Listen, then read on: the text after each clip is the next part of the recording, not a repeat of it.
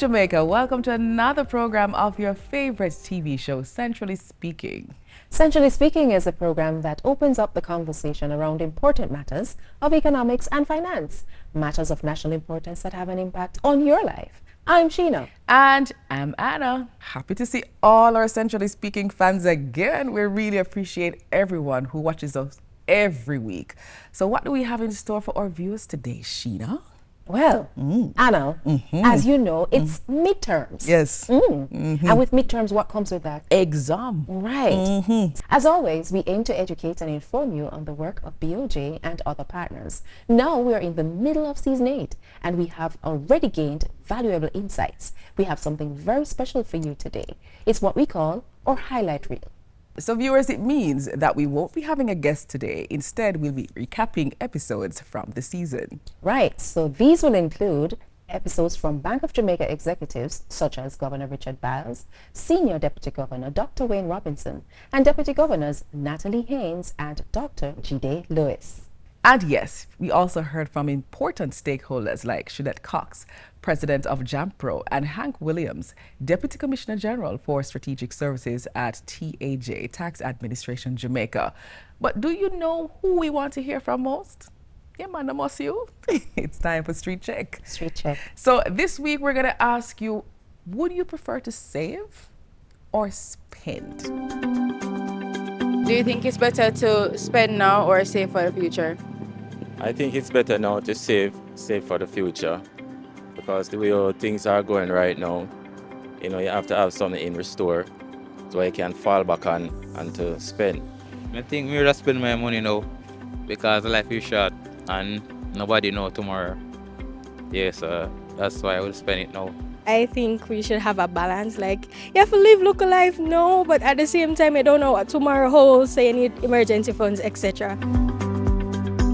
You might good now, but you don't know what can happen in the future. So better you have it put on. Save for the future. You never know what's going to happen, and it's better to prepare for that and don't waste the money every day. Spending money now, because now we don't know where the future will, and you left the money, people are going to come fight over it later on. So spending money as long as you work it.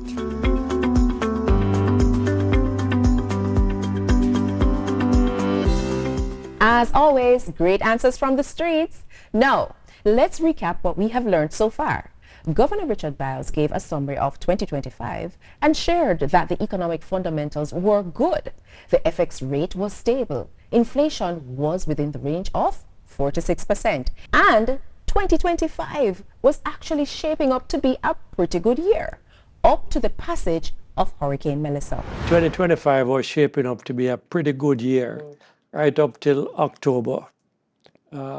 The inflation rate was well within our corridor for all of the year, and in fact even dipped below the 4%. So we were quite comfortable at the bank when it came to inflation.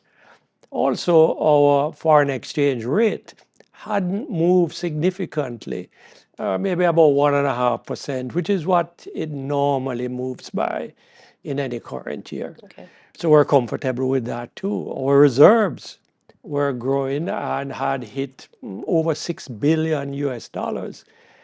And finally, GDP growth for the economy, real growth, was positive, especially in the September quarter.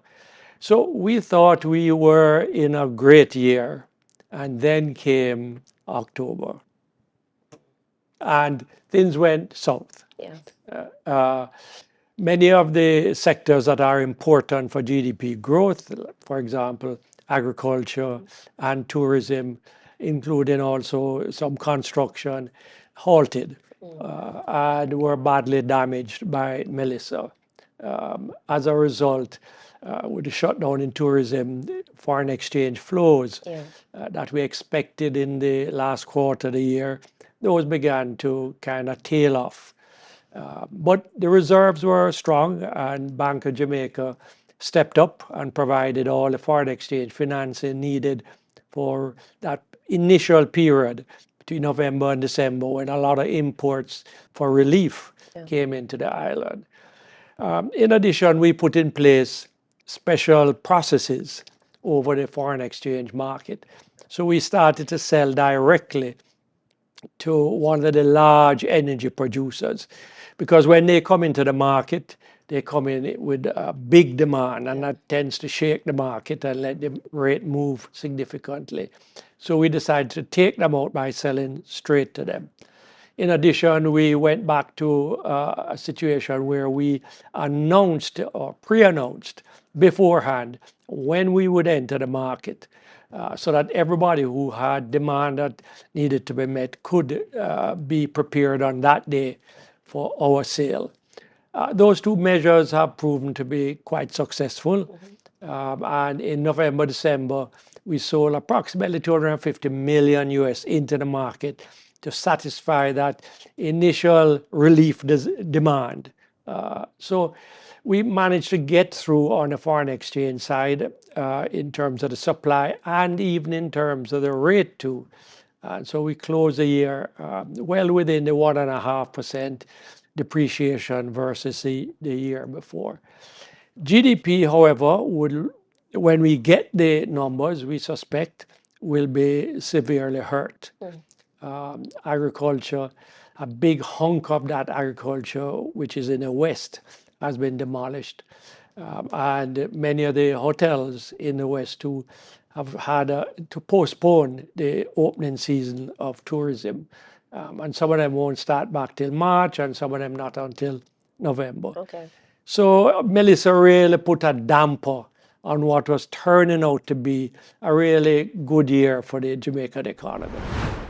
Right. So you remember Dr. Wayne Robinson, right? He informed us that post-Hurricane Melissa, the annual headline inflation was expected to rise from 4.5% recorded at the end of 2025 and remain above the 4 to 6 target range during 2026.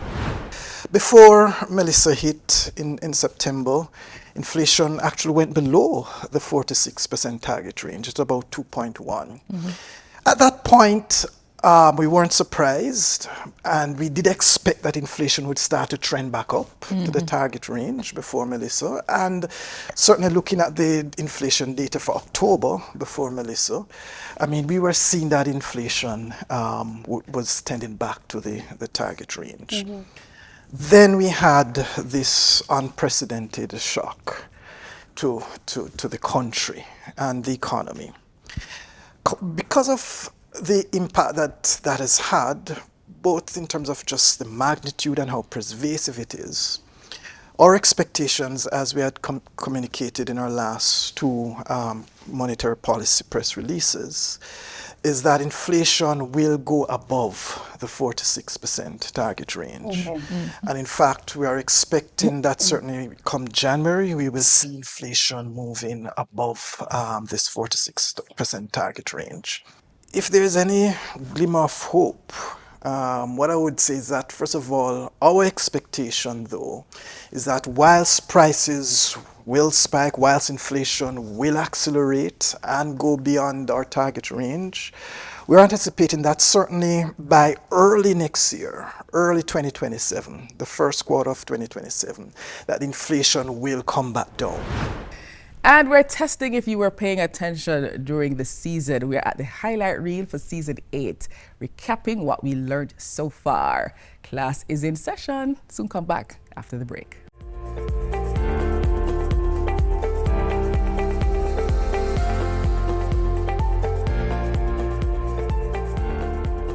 Welcome back to Centrally Speaking. If you're just joining us, we're recapping our highlight reel for the season so far. And at the top of the class, DG Natalie Haynes spoke about the foreign exchange market. She said BOJ intervenes in the foreign exchange market via BFIXit. And what is that? Bank of Jamaica Foreign Exchange Intervention Trading Tool. So through BFIXit, invariably, because we already have foreign currency coming in through the surrender arrangement, and that is steady and stable and constant, what we do is then to see where there are supply gaps, and then we intervene via BFIXit to sell to the market. Now we have what we call standard operations and what we call a flash operation. Standard is a pre-announced to say, Bank of Jamaica will come in next month on this day and this day. The flash is more, you announce that the day before because we see something happening that we don't want to continue. So we do a flash intervention. All right, so what we do, we intervene through the 10 authorized dealers. You haven't asked me who are authorized dealers. Would you like me to tell you that? Yes, of course. Yes, okay. It was my next question was my next- that's and my- the surrender arrangement. But may I give you a little time? Oh my gosh, we're going to be here for a while. All right, so I'll wait on the question and I won't preempt you. So we intervene through the authorized dealers and a few select cambios, right? About currently eight of the 43 cambios which exist, 43 entities which exist. Yeah. And why we choose 8 is because of their size. They are able to settle electronically with Bank of Jamaica, and they can accommodate the FX, to buy the FX from us, to resell to their customers. So the aim is to sell to them, and they resell to their customers at a specified markup on what they purchase it from us. Right. So it's an auction mechanism. Yes, right. It's an auction. So we determine the volume only on the day. Okay. The auction is operated electronically Yes. through our FX trading platform. Yes. And then we allocate, as in the auction, in terms of from the highest price come down until the amount is fully allocated. So that is how it is. Dr. G.D. Lewis spoke to the state of financial institutions post-Hurricane Melissa. He said in the aftermath of the hurricane, as much as 60% of ABMs in the rural areas were inoperable. I would say that the day after the hurricane, 250 ABMs out of the 888 went completely dark. They were damaged. Many of them didn't have access to electricity or telecommunications. And the banks have been working steadily as long as those areas or parishes have had the infrastructure in place to put back their ABMs into operation. So currently, as at January, there are about 812 ABMs out of the 888, which are now available to Jamaicans to be accessed.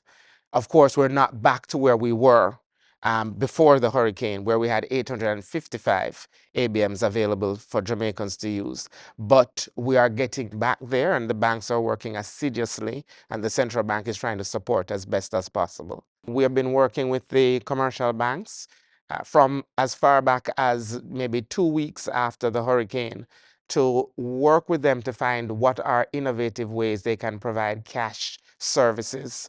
Some of them have opened branches using trailer trucks, for example.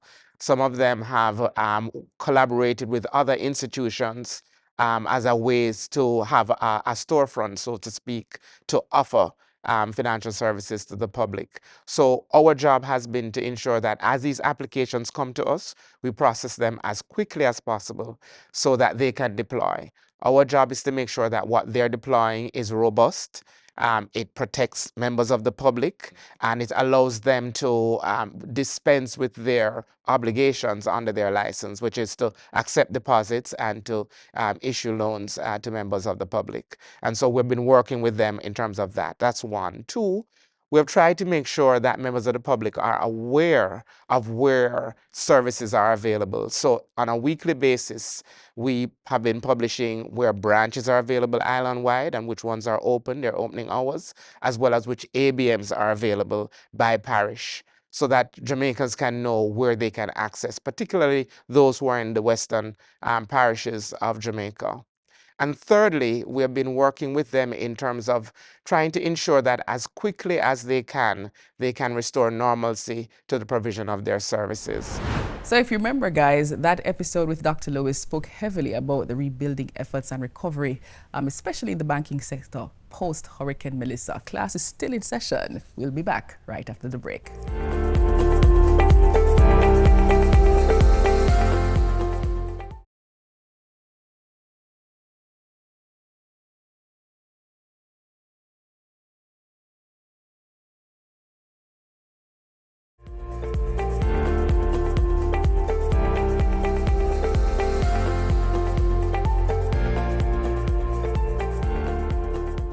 If you're just joining us, we are doing a recap of what we have learned so far this season from our expert guests. We had an insightful discussion with Shillette Cox, president of Jamaica Promotions Corporation, otherwise known as JAMPRO.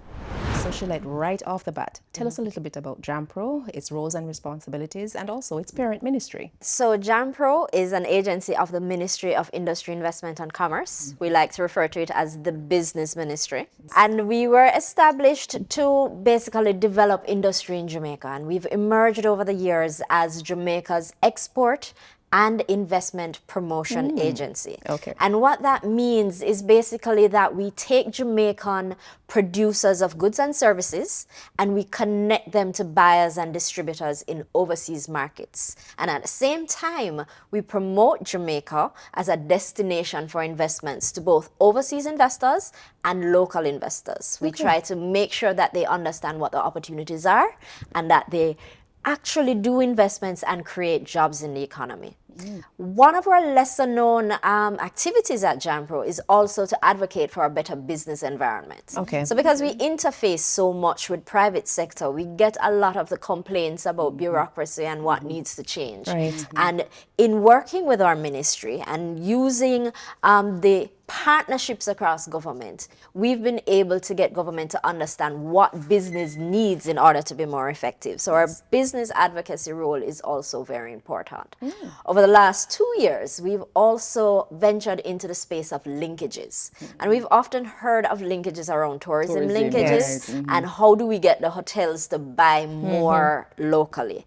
So we do some tourism linkages, but we link all sorts of industries. Just because we work with investors, we try to convince them to buy locally. So we will connect agro-processing companies to farmers. We will connect outsourcing companies to caterers or maintenance companies. Well, that's excellent. Exactly. Yes. Just making sure that as much of the investments that are here and the money that is being spent is spent in the local economy. Okay. We, over the past maybe 2 or 3 years, you would have heard about ministerial missions that JAMPRO has been organizing, led by our Minister of Business, Senator the Honorable Aubin Hill. Yes. And in those missions, we do both of what you just mentioned. Okay. We call out to our community of producers, goods and services here. And it's not just JAMPRO clients. We don't just go into our database. We go through the Jamaica Chamber of Commerce, the private sector organization, JMEA, the Manufacturers and Exporters Association, and we go to social media and we say, hey, we are going into New York or Guyana or UK. Yes. Come with us. Come and find markets. And what we do when those companies sign up is that we find businesses for them to meet with when they come with us. Okay. We bring them in, we introduce them, usually through some social event, and we then invite them to make business happen. But at the same time, we always have a foreign direct investment component where we identify people that are in the industries that we're promoting and we invite them to come in and hear about what's great about Jamaica. What are the opportunities? Why should they come here? Hear about our stable political framework. Hear about our growing economy.